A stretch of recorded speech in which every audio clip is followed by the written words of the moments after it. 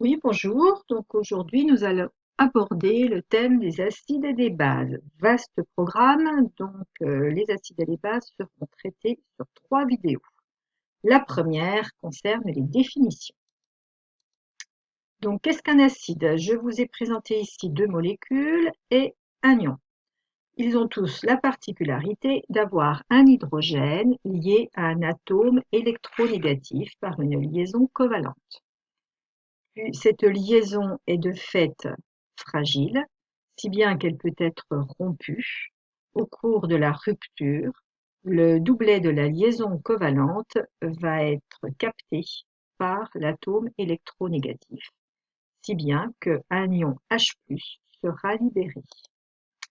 Donc on peut symboliser ceci comme ceci. Donc le doublet ici liant est capté par l'atome d'oxygène, lequel va devenir chargé négativement, et on a la libération de l'ion H+, donc l'électroneutralité est respectée. Ici pareil, le doublet est capté par l'oxygène, on libère l'ion H+, et il se forme la molécule d'eau, ou alors il se forme l'ion chlorure et l'ion H+, quand il s'agit du chlorure d'hydrogène. Donc, un acide, selon Brønsted, c'est une espèce chimique capable de libérer un ou plusieurs protons, souvent un, selon la demi-équation. Donc, on écrit de façon générale, l'acide va former un ion H+, va libérer un ion H+, et former une espèce chimique qu'on appellera base, la base conjuguée de l'acide. Parfois, on utilisera plutôt cette écriture-là, AH pour acide et A- pour base conjuguée. Voilà plusieurs exemples d'acides ici. J'ai mis en rouge l'hydrogène qui verra sa liaison se rompre. Il forme les ions H+, et ici les bases conjuguées des acides qui sont ici. Les ions H+, que deviennent-ils? Ils sont dans un milieu aqueux, si bien qu'ils peuvent rencontrer une molécule d'eau et se lier avec celle-ci pour former un ion H3O+. Donc, par exemple, s'il faut s'imaginer, j'ai de l'acide éthanoïque pur, je le mets cet acide dans l'eau, il va se dissocier en ion H+ et la base conjuguée. Aussitôt, l'ion H+ est capté par une molécule d'eau pour former des ions H3O+.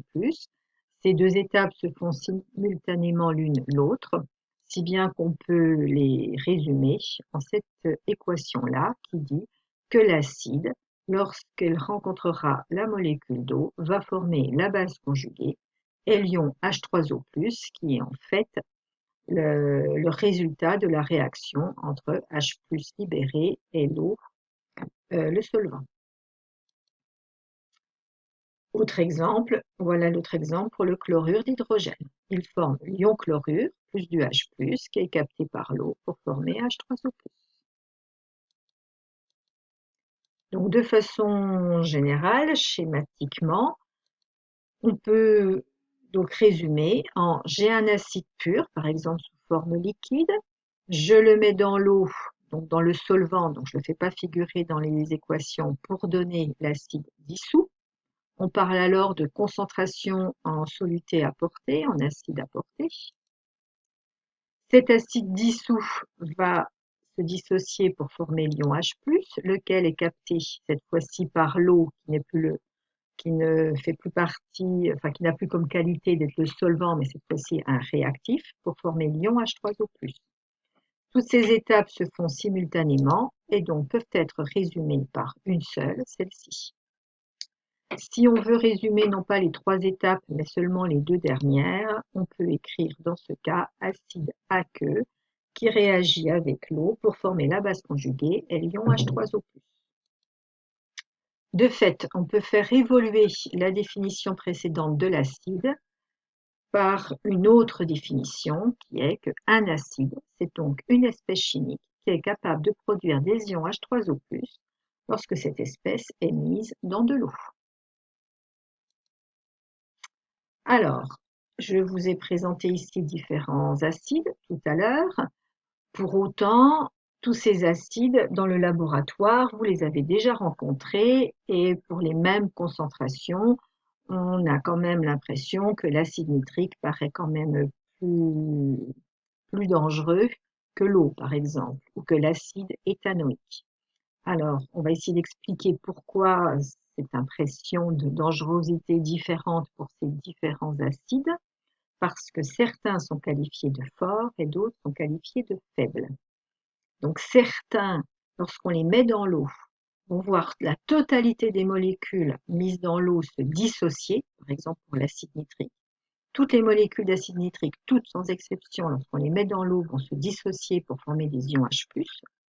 Par contre, l'acide éthanoïque, quand je mets plein de molécules d'acide éthanoïque dans l'eau, une certaine proportion va se dissocier pour former des ions H+, mais il y a une autre proportion qui va rester sous cette forme-là. Donc, certains acides sont qualifiés de forts et d'autres de faibles. Les acides forts, c'est un acide qui se dissocie totalement lorsqu'il est dissous.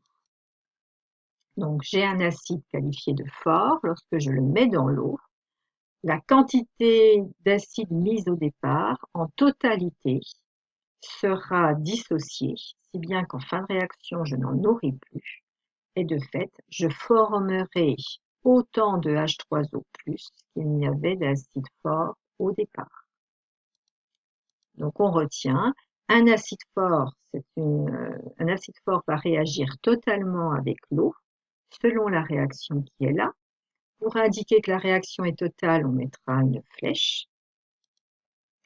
Ça implique cette réaction totale, que la quantité d'H3O+ à l'état final est la même que la quantité d'acide mise au départ, et qu'à l'état final, il n'y a plus d'acide du tout. Et étant donné que le volume de la solution ne varie pas, cette relation-là, on peut la faire évoluer en concentration d'ion H3O+ formé égale la concentration en soluté mise au départ. Un acide faible maintenant, c'est un acide qui ne se dissocie pas totalement lorsqu'il est dissous. Alors là, ça peut surprendre au départ. Autrement dit, lorsque je mets un acide faible dans l'eau, à l'état final ne sera pas le moment où l'un des réactifs sera totalement épuisé. À l'état final, il restera l'un et l'autre des réactifs. Donc l'eau normale, c'est en excès, c'était le solvant, mais il restera encore l'acide qualifié de faible. Donc l'état final, voilà, je n'ai pas zéro au niveau des réactifs. Alors pourquoi il va m'en rester? C'est qu'en fait, dans ce genre de réaction, c'est un équilibre.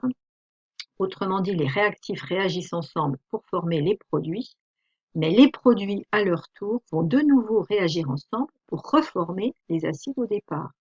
Donc, si bien que la réaction ici va se faire dans un sens, mais en même temps dans l'autre sens.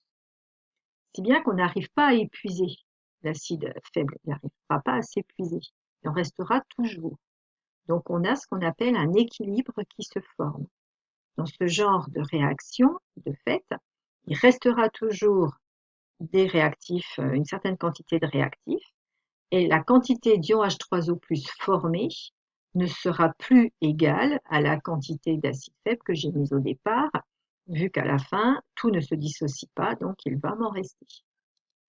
Donc on retient que pour un acide faible, la réaction est limitée, elle s'explique par un équilibre chimique. Pour préciser cet équilibre, on met un égal. Quand on ne sait pas trop quand il y a équilibre ou réaction totale, on met par défaut un égal.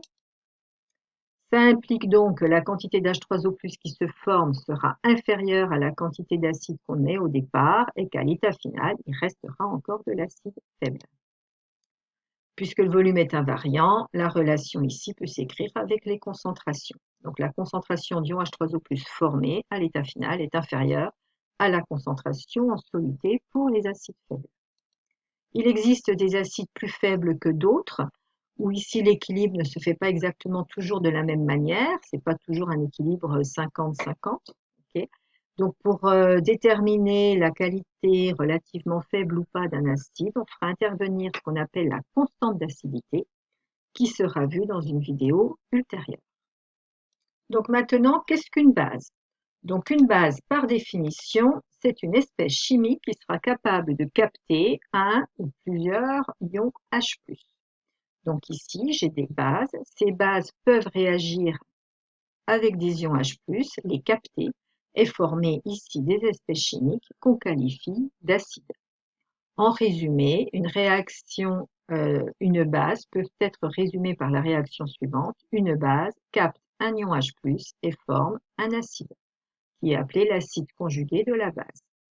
Autre façon d'écrire, une base capte un ion H+, et forme, cette fois-ci on va écrire BH+, au lieu de A. C'est une autre façon d'écrire l'acide conjugué. Donc ces ions H+, que les bases peuvent capter, d'où viennent-ils?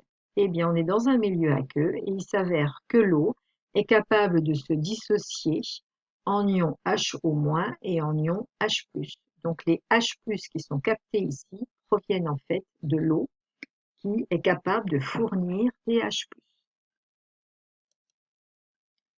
De fait, si je prends ici la première réaction qui est là, plutôt que de l'écrire comme ceci, je peux la faire évoluer en de l'ammoniac va réagir avec de l'eau pour former des ions NH4+, et l'eau, c'est l'eau qui donne son H+ à NH3, donc puisque l'eau va donner son H+ à NH3 pour donner NH4+, l'eau va se transformer en ion HO-. Donc on a transfert d'un ion H+ de l'eau sur l'ammoniac, qui aboutit à l'ion ammonium et à l'ion hydroxyde. Pour la deuxième, ici, pour l'ion carbonate, pareil, l'ion carbonate peut réagir avec l'eau. L'ion carbonate va prendre un H+ à l'eau pour donner HCO3-, et puis l'eau va donc se transformer en ion HO-.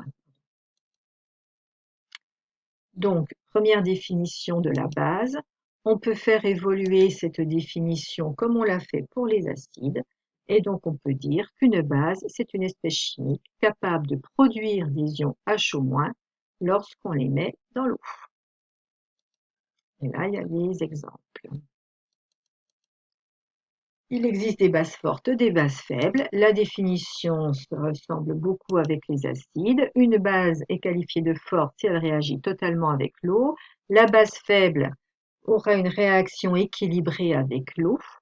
Et la concentration de fait en soluté, indiquée sur un flacon d'une solution basique, ça correspondra à la concentration en ion hydroxyde quand il s'agira de bases fortes.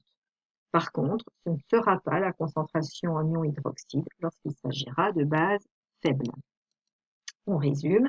Pour une base forte, la réaction elle est totale. La base avec l'eau va donner BH+, plus des ions HO-.